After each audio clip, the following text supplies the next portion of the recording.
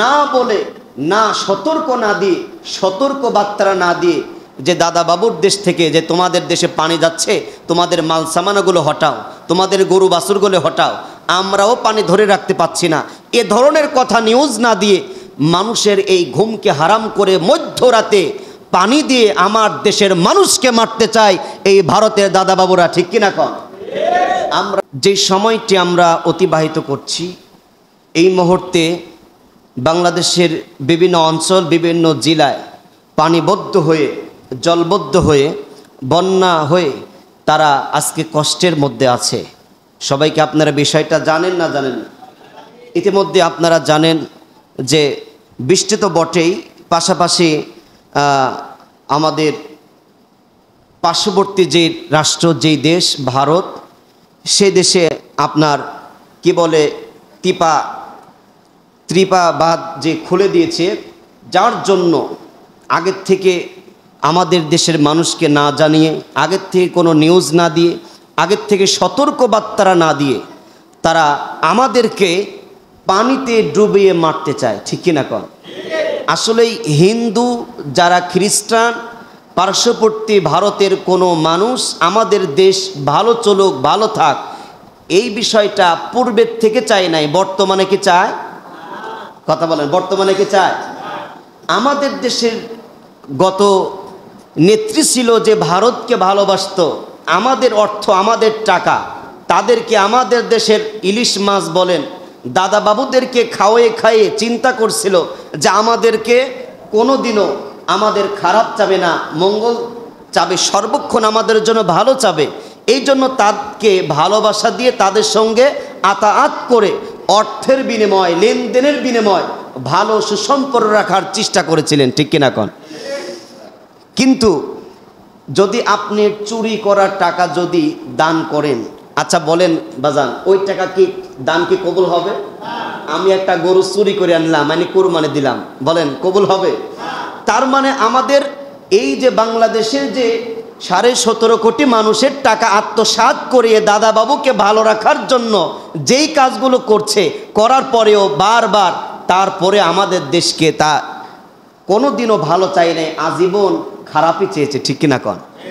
তার কারণ আমরা বুঝতে পেরেছি, যদি আমাদের যে ত্রিপুরা যেই বাঁধটা আপনারা ছেড়ে দিবেন ভারত থেকে, আমার বাংলাদেশের একটা জেলা নয়, প্রায় মিডিয়াতে বলছে প্রায় 10টি জেলাতে এই পানিবদ্ধ হয়ে কোনো ঘরের মধ্যে হাঁটু পানি, বুক পানি হয়ে তারা গরু বাছুর নিয়ে বাড়ি ছেড়ে আজকে রাস্তায় অবস্থান করা লাগতেছে।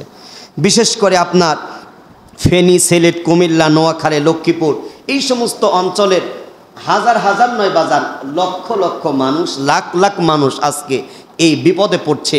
কারণ একটাই, তারা রাতের আনন্দ, রাতের একটা মন ভালো মন নিয়ে নামাজ আদায় করে তারা স্বাধীন দেশে ঘুমাতে গিয়েছে, না বলে, না সতর্ক না দিয়ে, সতর্ক বার্তা না দিয়ে যে দাদা বাবুর দেশ থেকে যে তোমাদের দেশে পানি যাচ্ছে, তোমাদের মাল সামানগুলো হটাও, তোমাদের গরু বাছুরগুলো হটাও, আমরাও পানি ধরে রাখতে পাচ্ছি না, এ ধরনের কথা নিউজ না দিয়ে মানুষের এই ঘুমকে হারাম করে মধ্যরাতে পানি দিয়ে আমার দেশের মানুষকে মারতে চায় এই ভারতের দাদা বাবুরা, ঠিক কিনা কন?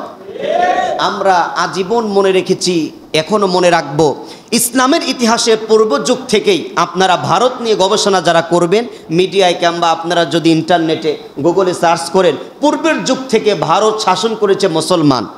ভারতকে শাসন করেছিল মুসলমান, শাসন করেছিল। ভারতের মধ্যে যে সমস্তগুলো উন্নয়ন স্থাপনাগুলো মানুষ যুগ যুগ ধরে মনে রেখেছে, ওগুলির পিছে প্রতিটা ক্ষেত্রে মুসলমানের অবদান। আপনারা শোনেন তাজমহল, শীর্ষমহল, রিদওয়ানে আম, রিদওয়ানে খাস, ভারতের প্রতিটা স্থাপনা মুসলমানেরা শত শত বছর ধরে শাসন করেছিল।